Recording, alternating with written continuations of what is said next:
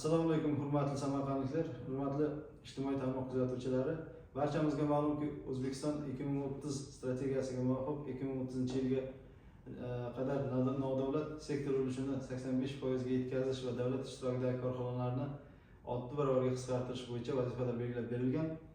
Xususlashtirish islohotlarini davom sifatida xabaringiz bor. Joriy yilning 21-aprildagi PF 70-sonli 2025-yil uchun xususlashtirish dasturi to'g'risidagi O'zbekiston Respublikasi Prezidentining farmoni qabul qilindi. Ushbu farmon doirasida viloyatda 64 ta davlatga tegishli bo'lgan ko'chmas mulk obyektlari, 10 ta davlat ishtirokidagi korxonalarning Ustav fondidagi davlat ulushlari ommaviy savdolarga chiqarilish belgilandi hamda tadbirkorlik va shaharsozlik faoliyatini tashkil etish uchun 730 gektar qishloq xo'jaligiga mo'ljallanmagan yer uchastkalarini auksion savdolarga chiqarish belgilangan.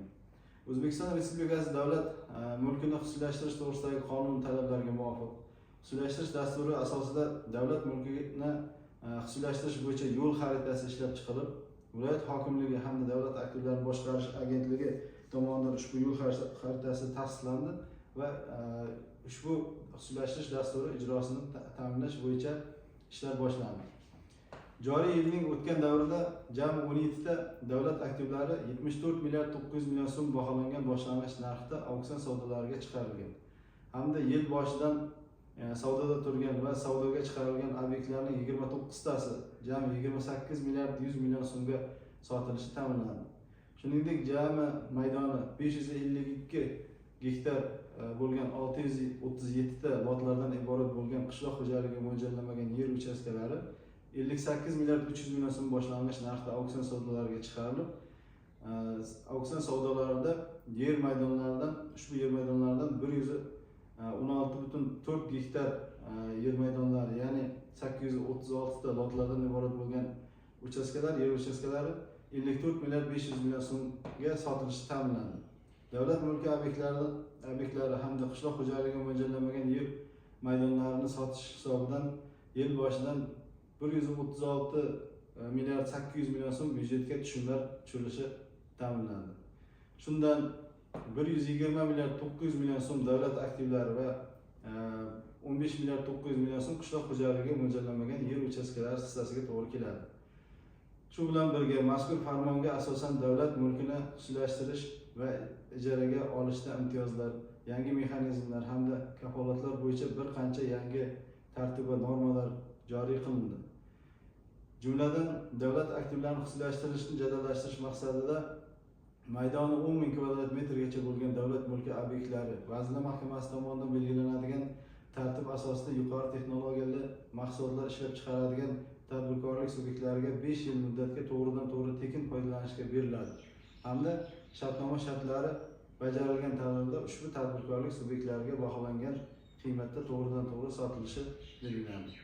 Boshlang'ich narxni bosqichma-bosqich pasaytirish mexanizmi qo'llanilgandan keyin ham 1 yildan ortiq muddatda sotilmagan va xaridorlar uchun jozibador bo'lmagan ko'chmas mulk obyektlari boshqa yuridik shaxslarning ustav kapitaliga ulush sifatida kiritilishi ko'rsatilgan. Tugatilayotgan o'z paxta sanoat aksiyadorlik jamiyati va uning tarkibidagi korxonalar aktivlari 3 oy davomida sotilmagan taqdirda ularning boshlang'ich bahosi 50% gacha bosqichma-bosqich 10% dan pasaytirilgan holda sotib olish to'lovlarini 3 yilgacha bo'lib to'lash sharti bilan savdoga chiqariladi. Bozorlar va savdo majmualari ustav kapitalidagi mahalliy davlat hokimiyati organlarining majburiy ishtirok etishi to'g'risidagi talab bekor qilindi.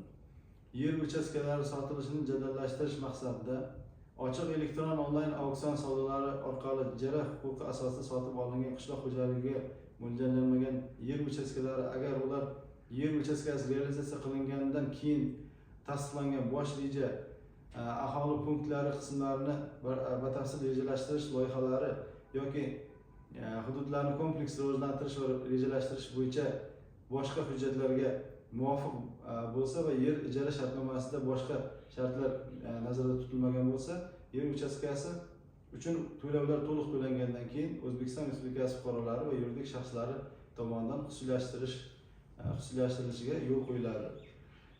Mahalliy ijro etuvchi hokimiyat organlari tomonidan elektron onlayn auksion savdolariga chiqarilgan yer uchastkalari ustuvor ravishda faoliyatini kengaytirish istagini va tayyor loyihasi bo'lgan tadbirkorlik subyektlari taklif bildirgan joylardan tanlanadi.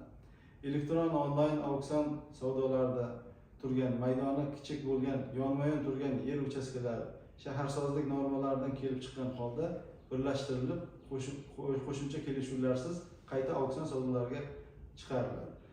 Davlat mulkini ijaraga berish tartibini takomillashtirish maqsadida ijara shartnomasi tuzilgan kundan boshlab ijaraga oluvchi tomonidan yillik ijara to'lovlari 1 oy davomida to'langan taqdirda unga yillik ijara summasidan mazkur shartnoma tuzilgan sanadagi Markaziy bankning asosiy stavkasi miqdorida chegirma beriladi. 6 oy davomida elektron onlayn auksion savdolarida ijaraga berilmagan obyektlarning boshlang'ich narxi 50% pasaytirilgan qiymatda belgilanadi.